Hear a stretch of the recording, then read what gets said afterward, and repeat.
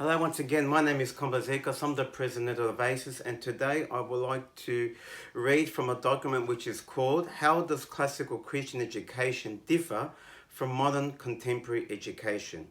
Now, I will show the difference between both types of education by referring to several categories. The first category is phonics. So in modern contemporary education, there is some instruction in how letters work together to form sounds, but often it emphasizes look, say, and whole language. In classical Christian education, it emphasizes mastery of how letters work together to form sounds, in other words, phonics. Next category is reading. In modern contemporary education, it uses a mix of basal readers and popular trade books. There is less use of classic children's literature. I repeat, in modern contemporary education, there is less use of classic children's literature.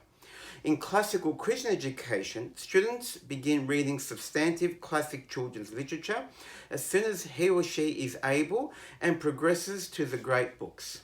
Spelling. In modern contemporary education, there is less emphasis on formal rules. In some extreme cases, it may allow or promote inventive spelling.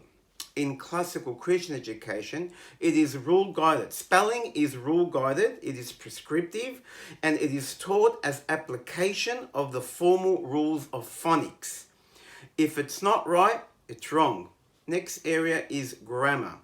In modern contemporary education, there is less emphasis on formal rules and explicit direct instruction. It is more accepting of popular usage conventions, even in formal writing. In classical Christian education, in the area of grammar, there is direct instruction on the structure and function of words, phrases, clauses, and sentences with the goal of understanding how language functions. Strong commitment to proper grammar is also promoted. Grammar and language concepts are mastered through the study of English and Latin. Mathematics. In modern contemporary education, it emphasizes abstract concepts above rote learning of maths, facts, tables, or rules. In classical Christian education, it emphasizes mastery of facts, rules, tables, repetitive drills to make maths processes habitual, as well as conceptual grasp of numbers, patterns, and math processes. Science. In modern contemporary education, it is based on naturalism, materialism, and rationalism, which is rooted in Darwinian assumptions. In classical Christian education, it emphasizes the mastery, it is based on biblical theism, which is rooted in presupposition that God is the creator, orderer, and sustainer of the universe. History. In modern contemporary education, multicultural influences lead to ignorance of achievements of Western civilization. Revisionism is often used to support vogue ideological agendas. Traditional approaches to study of history are commonly replaced by social studies, the study of the various aspects of the sociological dynamics of the masses. That's very important.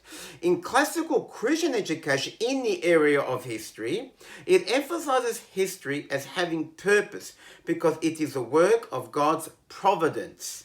It holds that our Western heritage should be understood, and unless at variance with Scripture, it should be appreciated.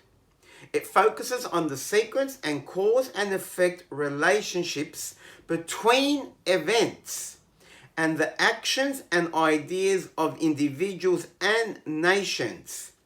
A very, very important difference between classical schools and modern schools in the area of history. The next category is rhetoric or speech. In modern contemporary education, there is an emphasis on subjective creativity and self-expression, as opposed to the more rigorous and objective discipline of wordsmithing. It emphasizes presentation over content. In classical Christian education, it teaches a student to recognize and use formal structures of persuasion and presentation. Logic skills. In modern contemporary education, it promotes expression of students' own personal subjective opinion, along with whatever reasons he or she may have for holding them. The end goal tends to be self-expression, as opposed to discovery of the truth. In classical Christian education, it emphasizes the real difference between truth and validity. It teaches the student to identify fallacies of form and distraction. The end goal is objective truth. Literature. In modern contemporary education, the general tendency is to bring books down to the level of the contemporary student. Books that will entertain and not overwhelm a limited vocabulary. Cultural seclusion and the reluctance to read what may be unfamiliar or difficult. Reading choices are often governed in modern schools by multicultural sensitivities. Some instructors may use postmodern deconstructive approaches that stress the reader's subjective biases and ideologies in which each reader produces his own or her own meaning. In classical Christian schools, the object is to bring students up to the level of great and classical literature, to teach appreciation for challenging books of all ages. Reading choices are governed by quality of writing and classic themes. Literature is studied from biblical worldview perspective using traditional methods of plot, theme, structure, and character analysis in order to objectively understand the author's intent. The original author produces meaning. The end goal or purpose of modern contemporary education is preparation for a profession, career, or employment. It wants to produce a student who is competitive in the job market. It vocationalizes education. It's all about training students primarily to function in the economy. There is little or no concern for the soul of the student. Education is essentially a secular utilitarian endeavor.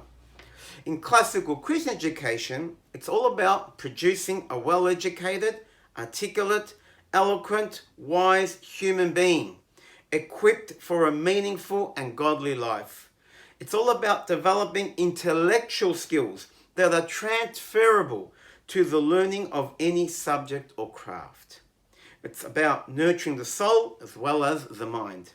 Education is preparatory for this life and for eternity.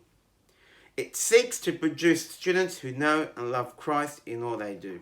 Once again, thank you for listening to this video. I hope that I've been able to explain the differences, the key differences between modern education and classical Christian education. Once again, thank you, and I will be speaking to you very soon.